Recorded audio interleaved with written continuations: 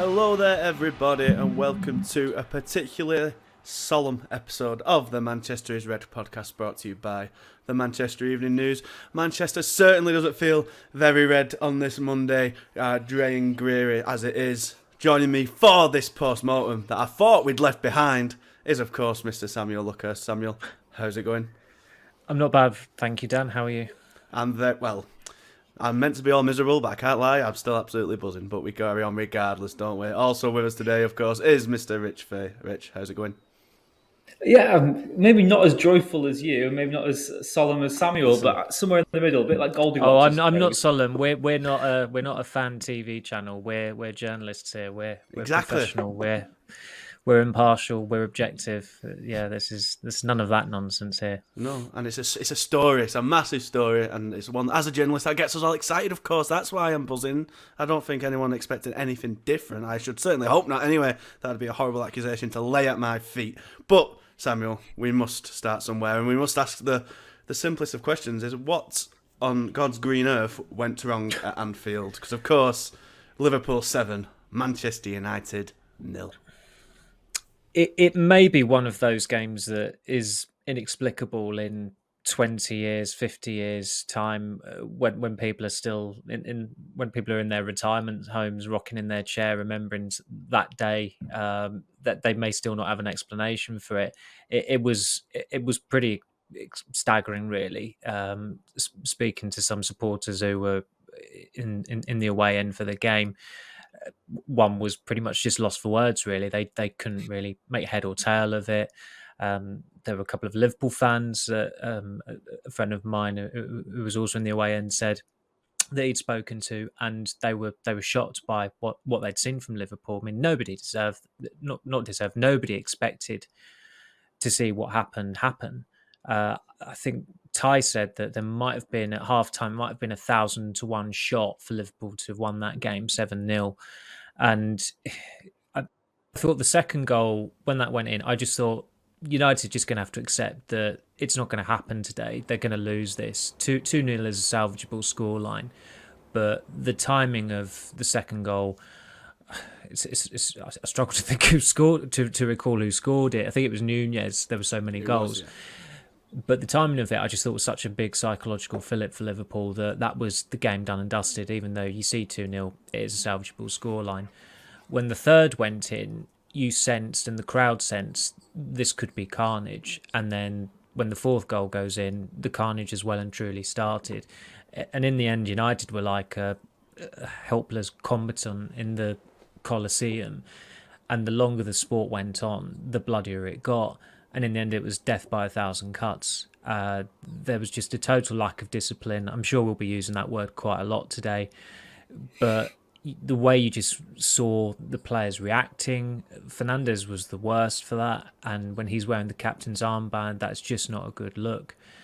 But in added time, there was a breakaway Liverpool had where they had 5 players on 3. And really, they should have become the first team in 145 years history of Newton Heath and Manchester United's existence. Liverpool probably should have become the first team to have scored 8 goals past them in a single game. They had the opportunities. They could easily have broken double figures yesterday.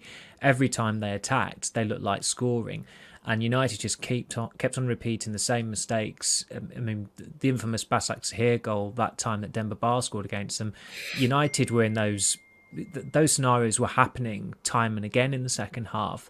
I'm sure we'll get into the tactical minutiae of it, and Ten Hag did say that in the first half United played well, and I think that's probably what made it even more of a shock, what happened in the second half, because they probably just edged it in terms of the way they used the ball, the way they approached the game, the opportunities they had. But it was just an extraordinary capitulation. It was. You look at what Ten Hag said on Thursday at his pre-match press conference, I think everybody would have been nodding along in agreement. The supporters would have approved of what he said about the mentality of this team. And I think he was asked whether he had his own set of mentality monsters, as Liverpool have had, as they've called them. But yesterday, United were just mentally monstered. And I just thought at 4-0, I even tweeted it because you can see what's coming. And at 4-0, it was a case of, right, you've just got to accept the beating. just try and consolidate a 4-0 defeat, as humiliating as that sounds. And it was like a house being on fire. And rather than trying to contain the fire, knowing that you can't really put it out, they didn't. And all of a sudden, a wildfire spreads. Nobody tried to contain it whatsoever. Just a complete lack of character, leadership, discipline. Nobody wanting to take responsibility at that stage. It was just an extraordinary mental capitulation. It's a struggle to think of a football team at that level capitulating in such an extraordinary way. Well, the only one I can think of, and the only game that has any sort of similarities, is the famous Brazil and Germany World Cup quarter-final, was it? The 7-1, of course. That's the only one I can think of where the team on the opposing end of the shellacking is just absolutely shell-shocked by it and can't do anything to stem it, Rich. I mean, I think Samuel's spot on there about how or at least for the absolute latest, United should have kind of taken the L, accepted it, and just damage limitations at that point. You can't let it get any worse. 4-0, while obviously it's still embarrassing, it's not gonna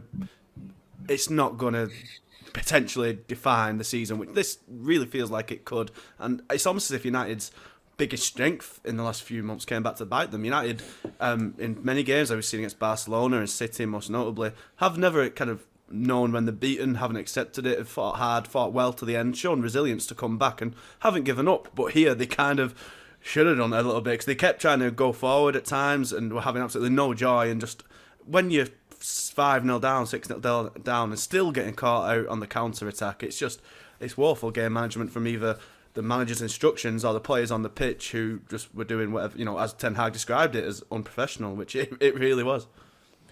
Yeah, it was an absolute car crash at that stage, wasn't it? It was so out of hand. And like you said, 4-0, 5-0 even, that is what past United managers have done. None of them lost 7-0 at Anfield. This isn't all new low in terms of that. And yes, there have been results. Think of the Brentford game. That is probably a worse performance in a way, but this is the seismic result. This is the one that stands out. This is the one that will be remembered for years and years and years. They've lost 7-0 against their most fierce rivals, who aren't even having that good a season themselves. There's no getting away from it. It was absolutely pathetic and embarrassing from United. And like you said, it's the way that they didn't handle the game. They didn't just see it out and accept that they'd lost and just try and have the damage limitations approach. And funnily enough, I tweeted that yesterday, that United were playing like Brazil. It just happened to be Brazil from the 2014 World Cup semi-final. They were emulating. They were pathetic. And after the game, there's been lots of criticism, lots of harsh reactions, and obviously with revisionism and hindsight, we can maybe be a bit more analytical and all that. But it is the senior players that have to take the responsibility of that. And there is a core of players there who have been present for so many years of sort of abject performances, so many of these big defeats. There's been a core of players who have been present throughout all of it. And I guess it was just another reality check that United aren't in a title race. They probably never have been. There's been glimpses where things have opened up, but they've always been best of the rest. And at the moment, they might not even finish as that, to be honest. It was just harsh and so difficult to take, I suppose, because you started off the podcast asking what went wrong. And it is hard to put a finger on exactly what went wrong. And I suppose Ten Hag will be just hoping that is the way to go forward, that it was just one of those days, a really, really, really bad day at the office. The office is burnt down and been evacuated. You're never going back there again. But United have to just hope that they can move on. They've got 2 games again this week. I think for me, and we'll probably come on to this later in the podcast, the concern is they are such a different team away from home than they are at home. You look at the City win and the Barcelona win already this year. In both those games, they went a goal down, but they never conceded the second. And it was as if that when United conceded that second, the whole game plan and blueprint was torn apart. They didn't know how to respond. And that, although there is an element of Ten Hag's own failings, which I think we'll get onto as well, the players on the pitch let him down hugely there, and it was an absolute embarrassment. Yeah, I can sort of see how it kind of exploded so violently, because you got to remember, it was kind of like everything happened so quickly, and it was such a head spinning. You think Casemiro put United ahead, and it looked like United's game plan had worked perfectly. Then it's correctly ruled out for offside. Then on a sixpence, everything turns around. Gakpo, sends Varane back to Madrid and finishes beautifully. And then the complexion of the game, while it's changed. United played well in that first 45. So I'd agree with Samuel. I do think United with the better side certainly had the better opportunities. It almost seems absolutely null now, but Rashford had a great chance from Shaw's ball. I believe someone else went through at one point, didn't they? I can't quite recall who it was at this point, but there was good chances in the first half. United edged it, and then I think, Samuel, you've hit the nail on the head. The hammer blow of 2 goals in that 5 minutes, in that sort of game, a big rivalry, the Anfield atmosphere can often be over-exaggerated, but for that sort of occasion, it was a cauldron, and it was certainly bubbling when the third went in, and it was just, I can almost not excuse it. You can never excuse 7-0, but it just feels like such a unique set of circumstances in the way it happened, where it's almost a bit more understandable how the heads went, and maybe now Ten Hag's job is to make sure they don't go to that degree ever again. It's a fair point. I mean, watching the goals back and watching the build-up in detail as well, it is just a team that mentally are completely shot. The manner of the goals, the amount of breakaways Liverpool had from United's corners, or United having the ball in their own third, and Ten Hag, he almost knew it by memory, which was quite impressive post-match, because it was a struggle to keep up with the goals and how they were scored. There were so many. But he was talking about how poor United were in the transitions. And I said earlier about this Basak Sahir knack United have of just abandoning defenders or leaving players isolated. I mean, Anthony got a lot of stick on Match of the Day last night, and rightly so, because I don't know whether that was deliberate or not, but we have seen that from him before. And he is one of the signings who, although recently he's had a relatively decent period, he hasn't got up to speed completely. And unfortunately for him, he's got the unfavourable comparison there yesterday of Gakpo, and obviously Gakpo is a player that United effectively passed on, and I don't think yesterday's performance is going to change their stance on that. But when you go and sign a Dutch forward mid-season in January, and they come and Weghorst has got it's 1 goal in 14 now, and Liverpool obviously invested I think up to £50 million in Gakpo, and just before this United game he started to come good with a couple of goals against Everton and Newcastle. You just have to take your medicine as far as that's concerned, but I think United can brush that off. But some of the goals, I mean, the second goal, Luke Shaw's pass, I mean, they can salvage the situation from it, but you can't quite understand what's going through a player's mind when they play that pass. And it's a pass that is just never on. It's just, and Shaw has got this in him when he's having a really bad day. And unfortunately for him, he's had a fair few really bad days during his near 9 years at United. He's had some excellent days as well. But he's just got this air of laziness about him when things are going wrong. And he wasn't the only one yesterday. But a hell of a lot of the attacks were coming down his side in the second half. And Ten Hag probably exacerbated it by deciding to put Garnacho on. I couldn't really understand the thinking behind that. The game was well and truly as dead as a doornail at that point. You might as well have put Harry Maguire on at the back just as an extra defender, just to see out this pretty bad defeat that was developing in front of him. I didn't quite see what he was trying to do by bringing Garnacho on and McTominay on at the same time. It was too ambiguous. I mean, was McTominay coming on in an attacking capacity? We've seen this before this season with McTominay coming on. I think it was against Real Sociedad. You didn't know whether, in a game that United were chasing a goal, whether McTominay's remit was to try and get a goal or sit in front of the back four. And as far as a lot of the other goals go, I mean, Dallow's on the line for a couple of them, but he was, I think for the last one, he might have been behind the line. Like, in terms of talk about being mentally shot, that is it. You don't even know where the goal line is.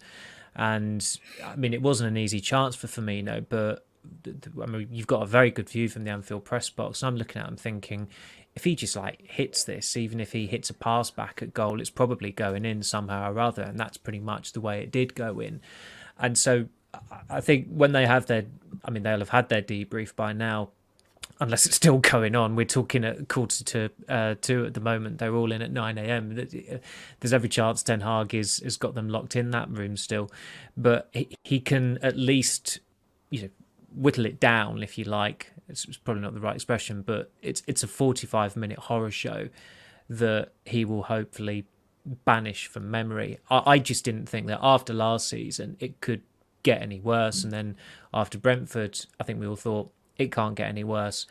I think you can rather more confidently say it surely cannot get worse for Manchester United supporters in their lifetime than losing 7-0 away at Liverpool. I mean, it's difficult to even see what happened in 1931. It's so long ago. I'm not too sure. I'm not too sure even the Oscars were going on at that point. It may have been in its infancy, but it was a once in a lifetime result that happened yesterday, and. Yeah, I mean, Liverpool won 5-0 against United last season, 7-0 this season. So I think there might be a few nervous United fans going to Anfield next season amid the possibility of a 9-0. Well, certainly brave souls who do venture up next season. But Rich, I feel like another kind of pertinent question is, was this a one-off? It feels like, United won the Carabao Cup at quite a canter a couple of weeks back now. And it feels like, I know lots of supporters of pretty much every other club was kind of mourning the end of the United kind of decade of banter. It felt like they finally got their acts together somewhat. A really good manager, progress finally being made again, winning the trophy. And it did, and it still does. United, of course, are still in the running for 3 more trophies, of course. It still feels like it could be maybe it's just the Indian summer of the banter era. But is it like, could this result rock the rest of the season? I say 3 trophies still to compete for. The Premier League probably out of reach now, you'd imagine, but still in there just about. The Europa League to come this week, of course, which we'll touch on, and the FA Cup still going strong. But it's going to be the big task of bouncing back from this now. And Ten Hag has done it twice, as you say, the Brentford game and the City game, 6-3. Only the 2 late goals avoided that from being a complete and utter catastrophe as well. Can he do it for a 3rd time this season and bounce back from a humiliation? Yeah, remember, we are not a fan channel. The banter era, I suppose we'll go with that though. Yeah, and that's true. That you said then, though. Yeah, that's true what you said though, Dan. Because United were maybe not pitied, but people didn't see them as a threat anymore. And the fact that United are being hated again and getting so many rival fans irate proves that they're doing things the right way. And like you said, in terms of if this is a one-off, in terms of the actual scoreline and the way they've been humiliated, yes, because I think lots of other teams don't even go for the 7th themselves. They try and maybe take stock, and United don't capitulate in such a manner, even if they're being totally outplayed. So I think in terms of the scoreline, it is a one-off. My concern, as I said earlier, is the fact that United have been really poor in the bigger games away from home this season. I know there's been an improvement with that 2-2 draw against Barcelona. They could have definitely got a point as well, at least from Arsenal away. But City away, they were absolutely, torn apart. Chelsea away, United played okay, but they still were, by the end, salvaging a point in that game. And Liverpool, of course, has been the latest one, which has been a disaster. They just don't look the same team away from home. So I think it's fair to say that the scoreline was a one-off. But in terms of the actual performances, they need to get a new sort of tactic for when they play these big teams away from home, because they're turning out to be rather sort of predictable. And I know that you want consistency, you want momentum, but the fact that United's lineup was basically the same against, the same as Newcastle, it was basically the same team that had played at Barcelona as well. Liverpool knew exactly what United's strengths were, but they also knew what their weaknesses were as well. And they knew how gettable they were, if they just played to their own attacking strengths. And there was so much in the build-up of how United can punish Liverpool. We know that Trent Alexander-Arnold's vulnerable as a defensive fullback, fantastic going forward, but he's gettable there. Rashford's got at him loads of times. You know that defensively, Wan-Bissaka maybe would be a better choice than Dalot because he's going to have a lot of work to do. And United have to deal with Liverpool's own threat. And Liverpool in the second half just played to their strengths and forgot about United's own strengths. And that really did cause them a problem. They obviously respected them, but they didn't over-respect them. And you talk about what difference a week can make. I mean, usually when you win a trophy, you sort of put a mural or whatever up at the training ground. They should just paint that scoreline onto the training ground and remind these United players every single day of the humiliation they've had. And that should be the fire in the belly, really, for them to put things right. Yeah, to sum it up, like I said, I think the scoreline was an anomaly. I don't think the sort of performance necessarily was. Even if you look at United's record this season, they've won 1 away game against teams in the top 12 or top half of the table, and that was Fulham, and they could easily have not won that. It's not been good enough, and it's not been good enough all season, but they've done enough to paper over the cracks. You go to every game. Oh, sorry, the I was just trophy gonna pass point to you is anyway. Go ahead. no, the trophy point and how like Ten Hag kind of almost left it behind, literally in the press room at Wembley. But I really did not like what United did before kickoff against West Ham, where they had Maguire and Fernandes hoisting the League Cup. They've literally never ever done that before in their history, before a home game, having just won the League Cup at Wembley. And then it was Casemiro and Mary Earp's recognition for their individual awards that some malarkey awards do in the week. You know, credit to them. They've had great years, brilliant, but they do that as well. And then it's David De Gea with his clean sheets record. And then, of course, 4 days later, David De Gea's conceding 7 goals at Anfield.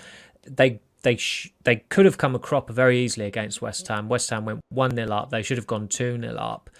They've been let off the hook by a couple of teams. You go up against Liverpool. They are the most ruthless team going when they're at their optimum. And to coin a, to come up with a cricket reference that I'm sure you'll understand, Dan, Liverpool do not declare as prematurely as Ben Stokes. Absolutely not. No, I am not really up to date with they lost, didn't they, to Bangladesh? Is that with the test? With the test, obviously, I've not really been keeping up to date with the one days, but the test was a hell of a test in New Zealand recently. It certainly was, and it's a big test for United, of course. These away games, Samuel, you've been up and down the country watching United this season. Can you kind of tell a noticeable difference between the home and aways? Like, what is costing them when they're not as good away as they are at home? It's a good question, because up until relatively recently, it was always United only win games by the odd goal, and then after the World Cup, they won a few games 3-0 or 3-1, and most of those wins, I think, if not all of those wins, were probably coming in home games as well. I would imagine it's been a recurring theme of them all season that they've just not been ruthless enough, and Rashford has carried that attack all season, and he's not carried the team because they've had brilliant players elsewhere. I mean, forget yesterday for one moment, but Casemiro, Martinez and Varane have been terrific for United this season. They've been awesome players. There's every chance they'll probably get included in the team of the season. But Rashford's on 25 goals. The next highest scorer, I think, is Fernandes, who's on 7 goals. So that's all. That was always going to be a problem, and the mid-season addition has got 1 goal in 14 games, which is worse than Radamel Falcao after 14 games, better than Diego Forlan, same as Gary Birtles, but worse than Falcao. And as far as the away form goes, probably the most impressive they've played away from home all season was at Barcelona, where they really did rise to the occasion. They were on the front foot. They could have easily lost that game, but they could also have easily won it if they were more clinical with the opportunities they had. And they did get a goal that night. But that game and also the League Cup final, they're good examples of how goals are still hard to come by for this team. In the League Cup final, it's a set-piece goal, and it was an own goal, really. I know they gave it to Rashford, but it wasn't going in. In Barcelona, it was Rashford getting the goal, and it was an own goal as well. I think their last league win away from home probably was Leeds. They didn't play well there particularly. It was only when Ten Hag made a change with Martinez coming on and adjusted the balance of the team that United were a lot more assured on the ball, and they got the breakthrough in the last 10 minutes. There were a couple of gritty wins away from home at the start of the season when it was all about getting points on the board after the dreadful start that they had. But I mean, I never was one who was talking it up at all. I thought the complete opposite. But the reason why United were never title challengers this season was that after that chatter got a bit of momentum following the City win in January, they went to Crystal Palace and they pretty much bottled it. They had all that dominance in the second half, but they conceded a goal in the 90th minute, and they drew against a team who are having a bit of an underwhelming season, to put it politely. At Arsenal, the scoreline wasn't really a fair reflection at all. Arsenal were by far and away the better side. They were so dominant. United were caught between two stools, and they lost that one as well. And those are 2 away games. quite relatively close together, and circumstances where they're conceding late goals in them. So this team has never had the mettle to be anywhere near title challenges this season, and we won't know just yet. But and there aren't. I think there's only one more league game to go until the March internationals. But I think the reliable gauge of how they respond to this aberration, if that will certainly be hoping it's an aberration, but the league form is going to be the reliable gauge of how it's affected them. I think some of the cup games they almost take care of themselves. They should get past Real Betis. Fulham is a pretty tricky game. Fulham are having a terrific season, but the league form is what you measure a team's progress by. And as I said, when it came to that Palace game and the Arsenal game in January, United proved to those who were in doubt or in denial that they were not title challengers, and some have still been trying to peddle that myth.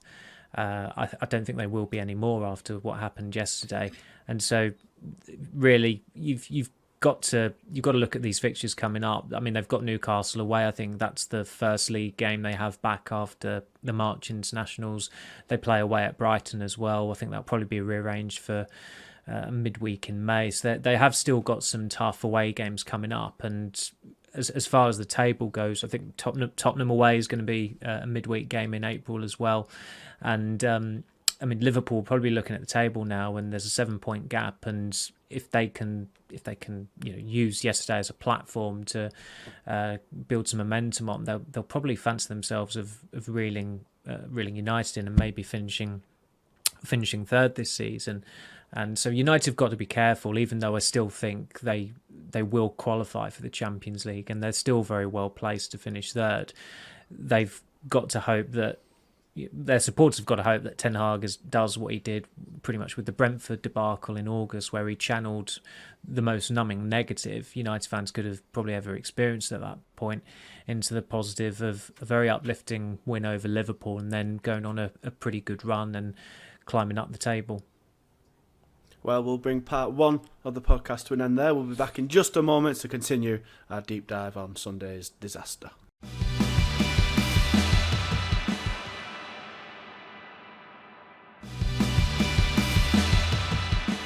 Hello everyone and welcome back to the Manchester is Red podcast. Rich, a lot of players have rightly come in for criticism for Sunday's game against Liverpool. Not many, if any, had any redeeming qualities, especially in that second half. But the real lightning rod, it seems, and the one who's coming for the most criticism from pundits and fans alike, is Bruno Fernandes, as Samuel touched on earlier. He was quite petulant. I think that's the word that's been going around, wasn't he? His little dive after getting touched in the face when 6-0 down was a highlight. Pushing the linesman was another. Don't know if any retrospective action could be coming in for him there. And, general body language. I'm not sure where the assumption has come that he was asking to be subbed off. I've seen the clip in question. I don't really see how anyone's kind of read that far into it.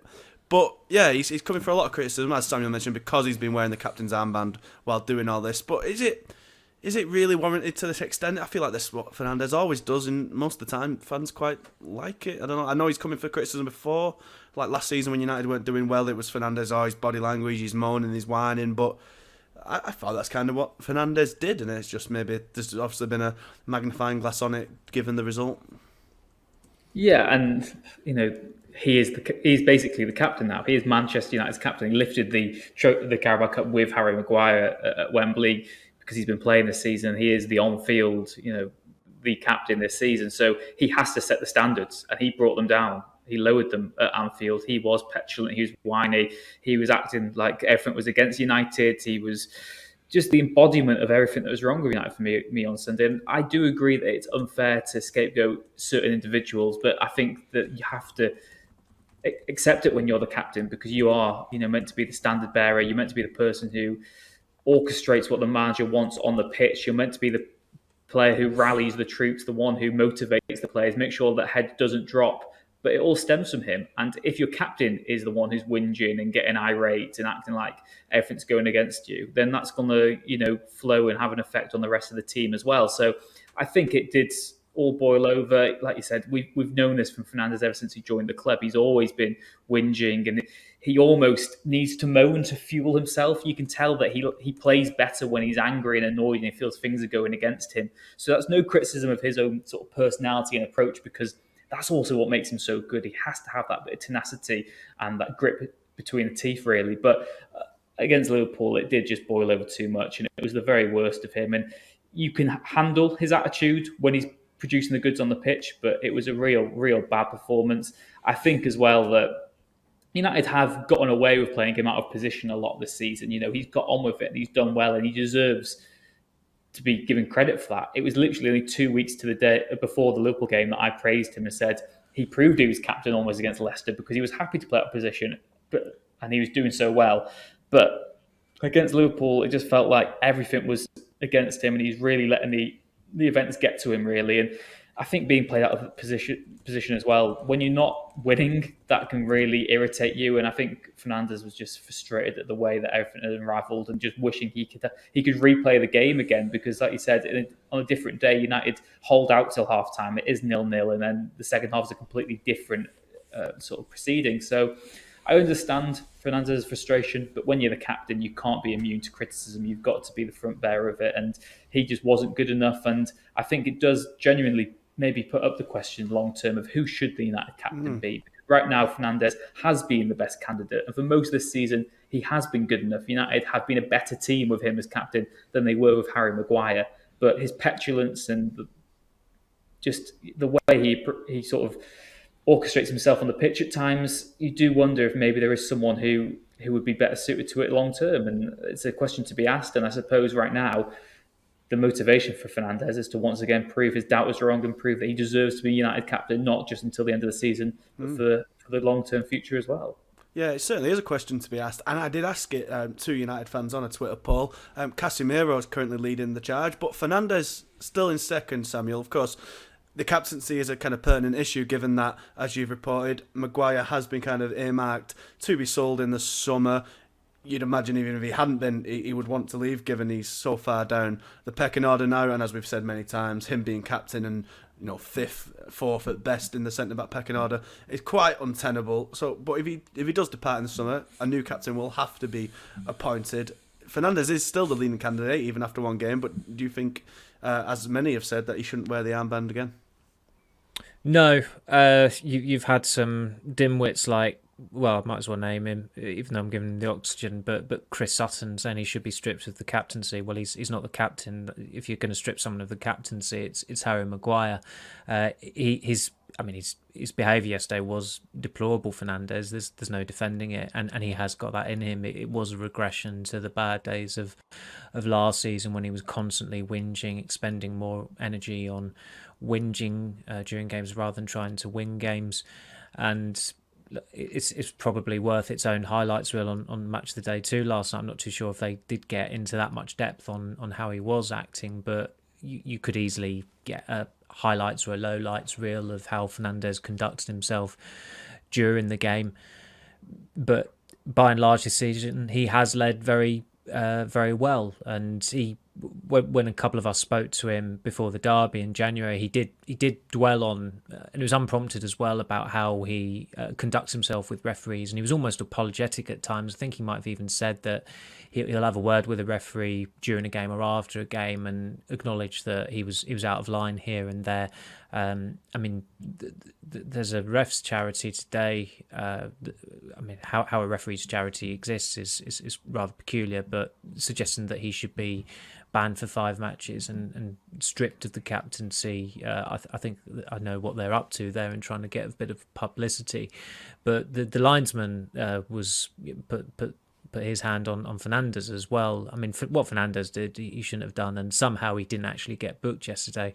I think only 3 United players did, which was remarkably low given the way, just how much they'd lost their heads, really. At times it was like you had 10 Hannibal Mejbris out on the pitch, and he was very lucky when he came on at Anfield last season not to have been sent off. But it's, as I said, like the performance, like the result, they've just got to try and banish it and just regard it as an aberration. And as I said, Fernandes has had a good season, as as a captain and the way he's played in games as well. And he had a absolutely horrific day, but as is often the case when United get a hammering, there's an element of hyperbole that comes with it from certain quarters of the media or certain people trying to get a bit of publicity, and I think that's that would be overstepping the mark. Do you think he should keep the armband, Rich, in the event Maguire leaves, or someone else for you? I suppose you've got to just wonder, is anyone else vocal enough to be that leader on the pitch? I mean, Casemiro and Varane have both won everything you could have really want to win, and they're excellent role models. But I mean, they both played bad yesterday as well. So can you just say that Fernandes has played one bad game and he shouldn't be captain? I think for me, I'd still keep Fernandes as captain. I think that's a lesson learned for him, and it's maybe an education for him on what the expectations of a United captain are, and the fact that if they play that badly, he is the one who takes the brunt of the criticism, really. I mean, it's something that was often thrown at Harry Maguire last season. Whenever United were conceding goals, whether they were Maguire's fault or not, he was the captain, he was held responsible, and that is the fact of the matter. Fernandes hasn't carried himself in the best way there, but I think you've got to try and move on from it. And like I said, give him the opportunity now to prove why he should be captain. From the majority of the season, he's been good enough with the armband on. So I think that one bad game shouldn't mean that he doesn't get to keep it permanently. Mm-hmm. Yeah, I completely agree. As we've said, he was not the only bad player by a mile. I thought, as you said there, Casemiro, it looked like a different player. I didn't think he had that level of performance in him. But when everything's going south, you can't blame anyone for kind of going down with it. But one person we haven't really touched much on so far, Samuel, is Ten Hag, and he's been nearly faultless throughout his. We're on now 8 months in charge, but does he kind of have to come in for a bit of the blame here on some tactical decisions? I feel like the immediate return of Dalot to the team instead of Wan-Bissaka is a bit questionable. I think everyone's in agreement Wan-Bissaka's been really good in recent weeks, even if he is still limited going forward. And then, as I think Rich touched on earlier, it seemed pretty obvious that you'd have Marcus Rashford, the most informed player in the league, against Trent, probably the least informed defender in the league, and they never seemed to really exploit that. The one time they did, when they went through, I think Trent actually made, I don't know if it was going to be a penalty or not, but he looked like he actually made a good tackle on there. Was it? Oh, are we against first name basis? It's just such a mouthful. In general, I can't understand why people say Bruno referring to Fernandes as if he's like this legendary figure. Come on. It's got to be the surname. However much of a mouthful. Well, Alexander-Arnold, he looked like he'd made the best piece of defending of his life when he put that sliding tackle in on. I don't know if it was actually going to be a penalty or not, but he stopped the play even though it was offside. But yeah, it just seemed like United's tactics were a bit strange on Sunday, even from the off. I know they played well in that first half, but as you said, it wasn't like a completely brilliant performance, and they were 1-0 down by the break. They were so bad, they did make Alexander-Arnold look competent as a defender at one point or another, as you said, with that tackle. United's two most satisfying, meaningful wins over Liverpool in the last 5 years were through Rashford targeting Alexander-Arnold. I think all four of their goals in those two games, the win under Mourinho, the win under Ten Hag this season, it's targeting Alexander-Arnold. The first goal for Jadon Sancho this season, it comes down his side. And Rashford obviously scored the winner that night. He got the 2 goals under Mourinho as well. So when you take him out of that position, and I could kind of see Ten Hag's thinking in that Weghorst just cannot fulfil the role he was bought for, which was scoring goals. So he's having to play him further away from goal because his link-up play is quite decent. But having him there and not having Fernandes there, it did compromise the balance of United's midfield, because Fred was being given the licence to get forward to try and press Liverpool. That did leave Casemiro somewhat isolated, and unfortunately for United, Casemiro also did not play well. His first half performance was pretty poor.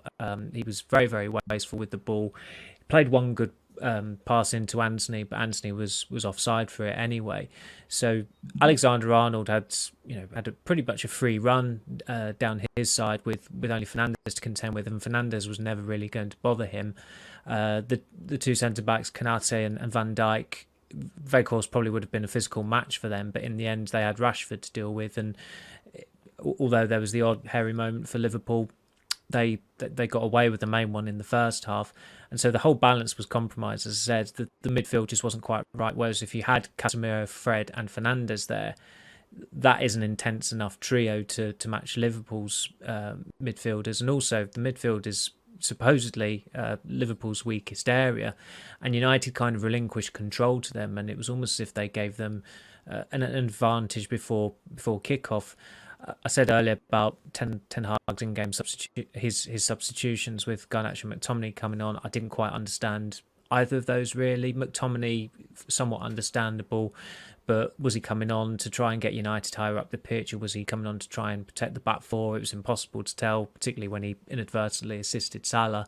And as far as the right back situation goes, I think the three of us or four of us who had to pick a team for the game on Sunday, we all went with Wan-Bissaka as the right back, and you half wondered going into the game whether him not starting in the cup final and against West Ham, whether that was Ten Hag saving him for a particular game, a big game, i.e. Liverpool away. It didn't prove to be the case. I think it's pretty clear that Ten Hag prefers the all-round attributes that Dalot has, and Dalot is a more rounded right back as well. He put a good cross in for Fernandes, and I thought he had a reasonably okay first half, but he's just been out of form, and he's been out of form since the World Cup when he got injured against Morocco in the quarterfinals. That was obviously he got an injury that day. He did his hamstring. He got an injury when he came back to United. I think it was a recurrence of the hamstring strain that he had at the World Cup, and his form has just not been at the level it was prior to the World Cup.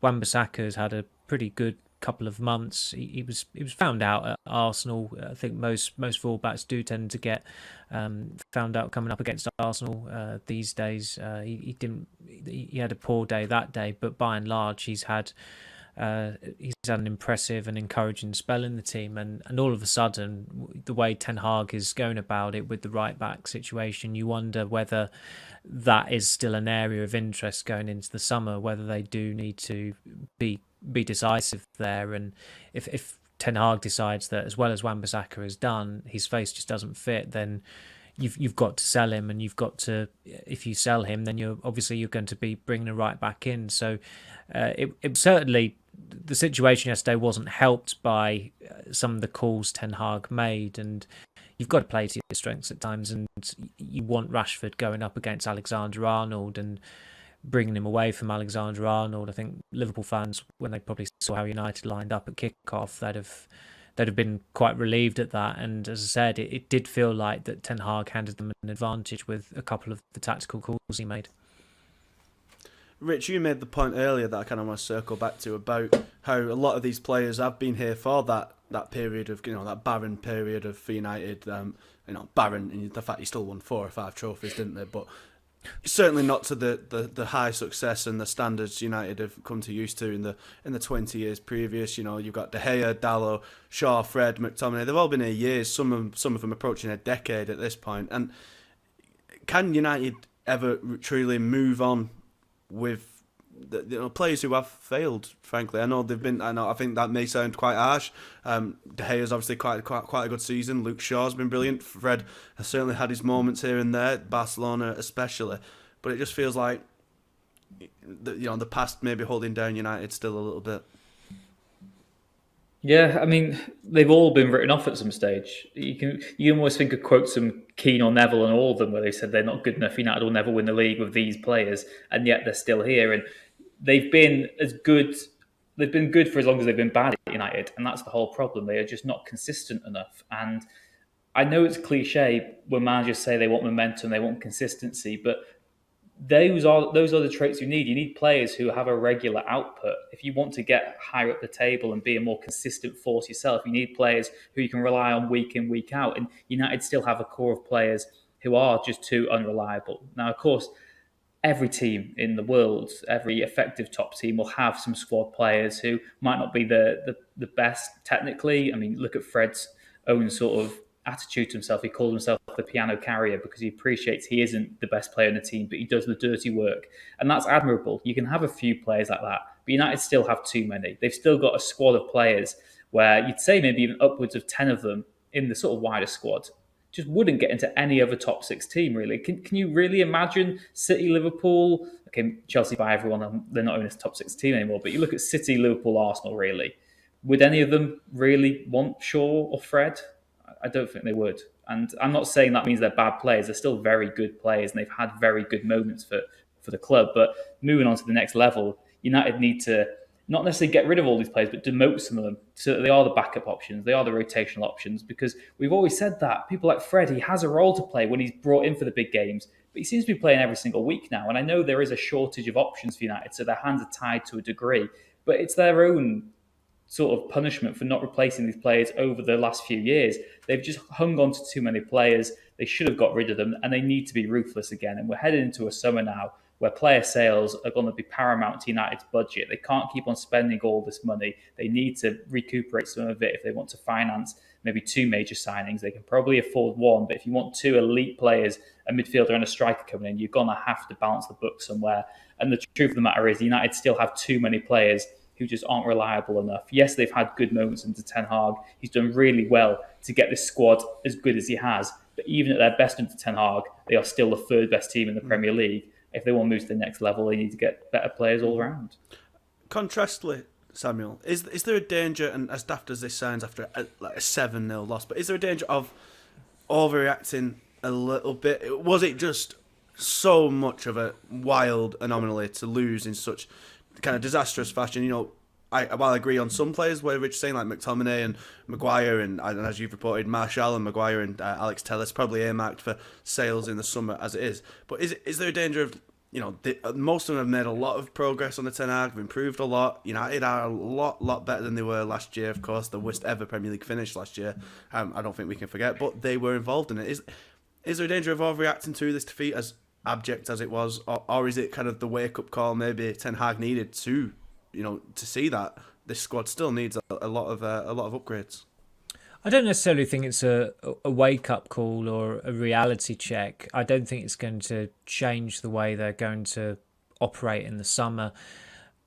Of those players starting yesterday who are fully contracted to United, who aren't on loan, none of them are on the to-sell list for the summer, unsurprisingly. It would be a shock if any of them were.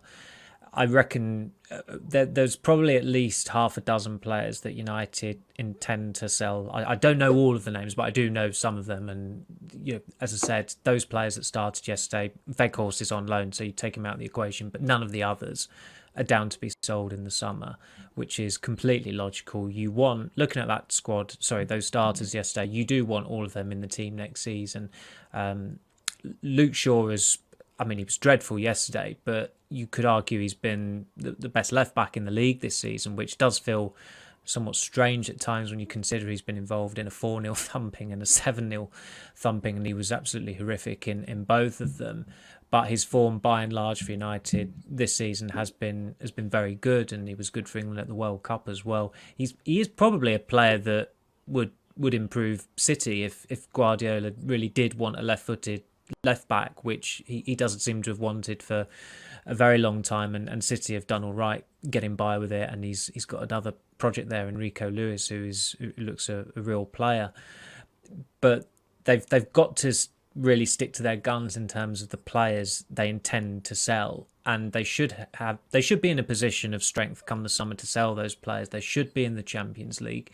They've obviously already got one trophy in the bag this season. They're going to be a more compelling sell to players that they want to sign in the summer.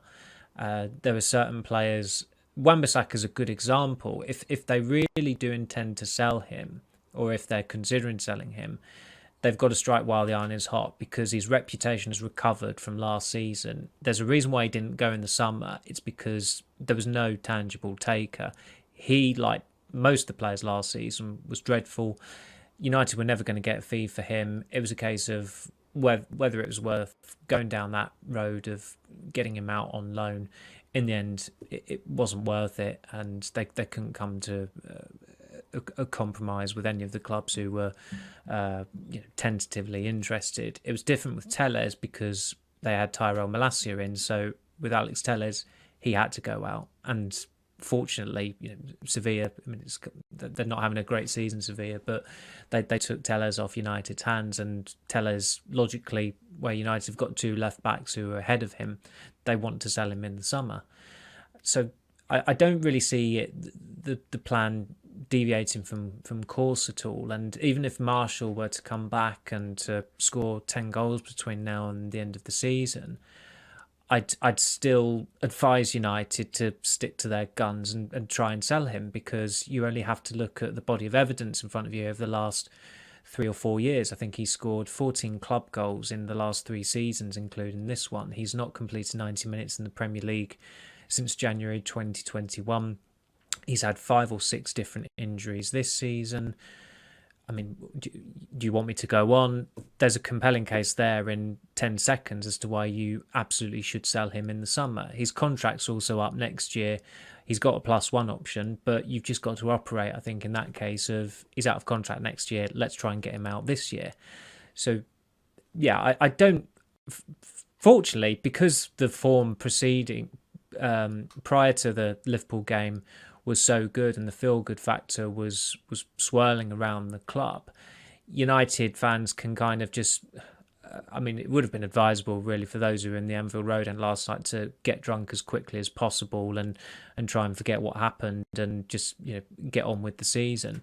So they've had a bit of glory already this season. They are still on the up. The trajectory hasn't exactly plummeted overnight at all, and that they could still have a very, very good, successful run-in. And the challenge for those players who started at Anfield yesterday, I mean, it was curious that it was the same starting 11 that lined up in the League Cup final, is that unless they elevate United to greater heights, those players who started that game yesterday, they will be remembered more for what happened at Anfield than what happened at Wembley in a pretty underwhelming League Cup final. Well, we'll bring part 2 to a close there. We'll be back in just a moment to look forward to United's hopeful redemption.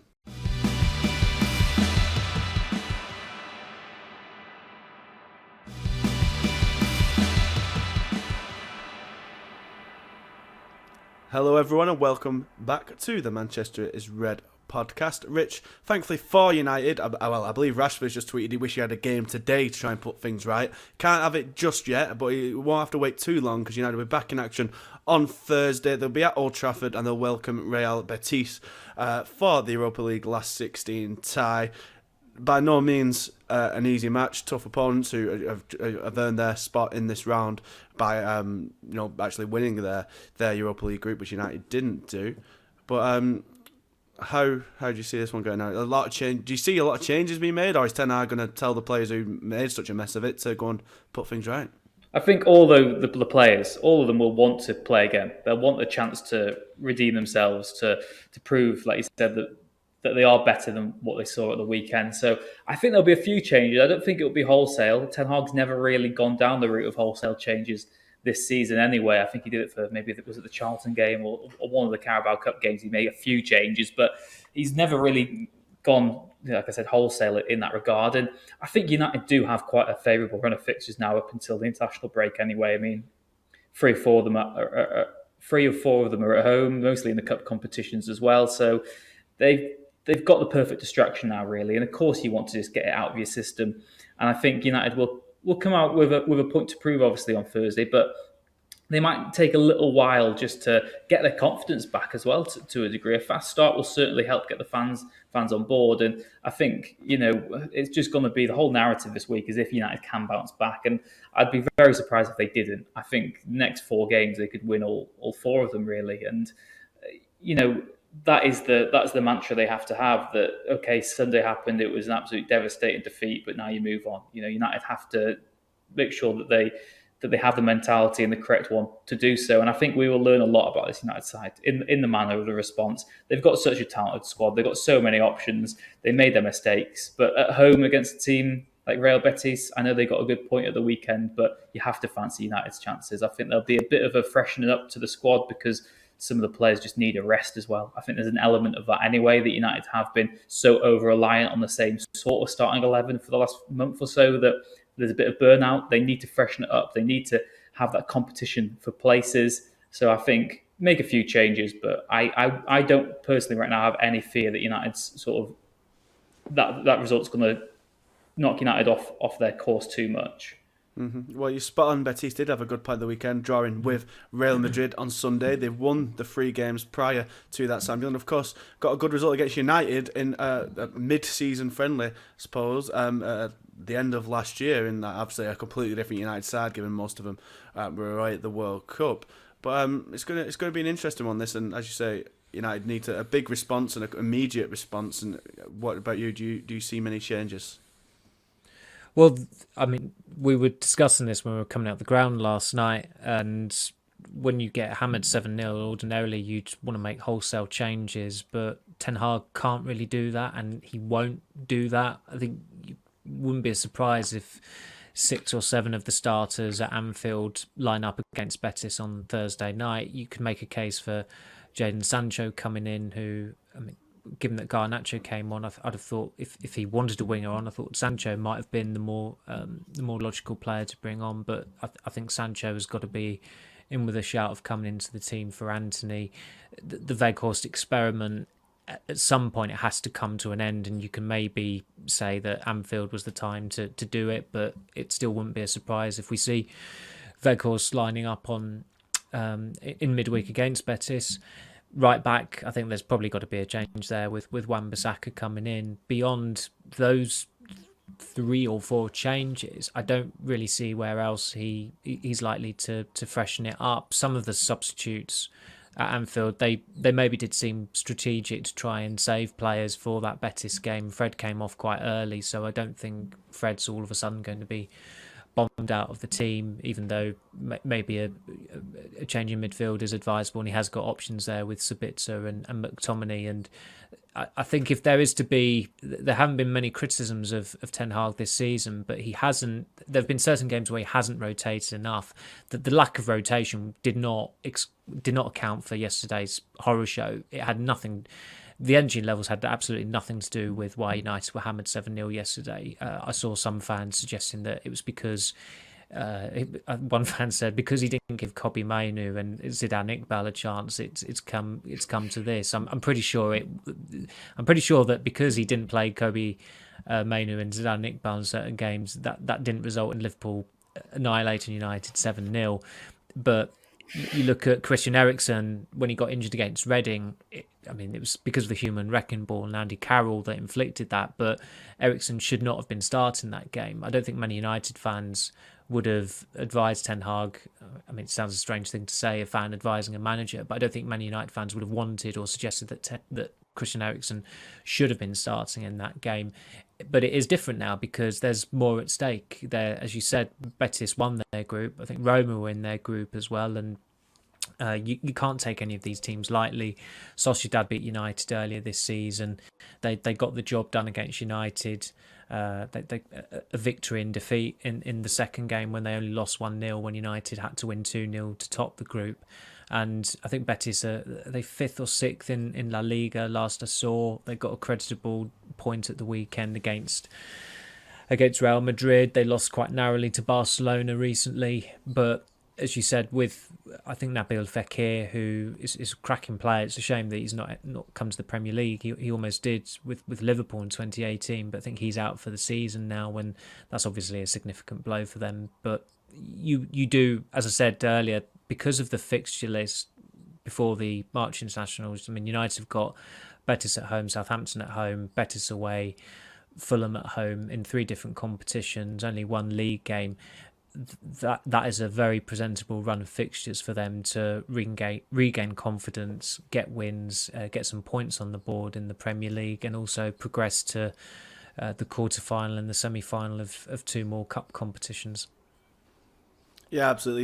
You took the words out of my mouth there, Samuel. I mean, if United could have picked a fixtures to have next, Rich, after such a defeat, at least in the league, I don't know if they'd particularly want a Europa League tie there against a really good team, but in the Premier League, they've got a home match next against Southampton, 19th in the league, of course. We won't delve too much into that today, but could these two, if United can dust themselves off 2 wins back-to-back at Old Trafford, and as Samuel says, maybe another one in the FA Cup just before the international break, would that be enough to concede this this horrific result to memory, and then lock it in a box, never look at it ever again until United play Liverpool again next season, and all the horrific memories come back. But for the rest of this season, at least, it can just be forgotten about, moved on from, and hopefully never see the light of day again.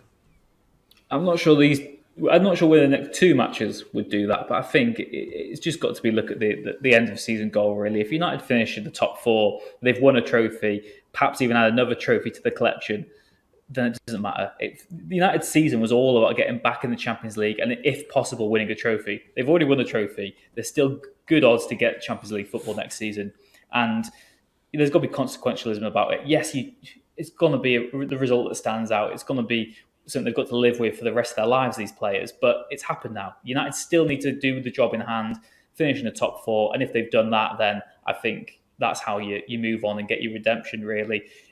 United just need to prove that they are still a team on the up, and that the game at the weekend wasn't a sign of things to come. That it wasn't just a moment, sort of a reflection of where they're really at, and that they've been having sort of a false dawn this whole season.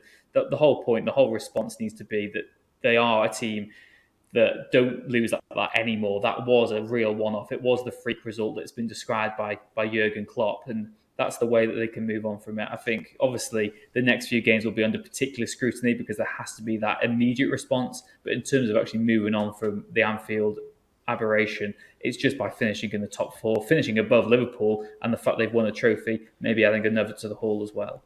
Well, on that optimistic note, we will bring this episode of the Manchester is Red podcast to a close. Thank you everyone very much for listening. We'll be back on Friday to discuss that Real Betis game and look forward to the match against Southampton on the weekend. Until then, for all the latest breaking news and expert analysis, you know where to go. You can go over to manchestereveningnews.co.uk/Manchester United. You can get us on Twitter at Man United MEN, and our Facebook page is Manchester Evening News-Man United. If you want to watch this podcast in living colour, of course, you can go over to YouTube as well for our new channel, Manchester Evening News-Man United. But that's all for today's episode, everyone. Thank you very much for listening, and we'll see you later on. But until then, ta-ra.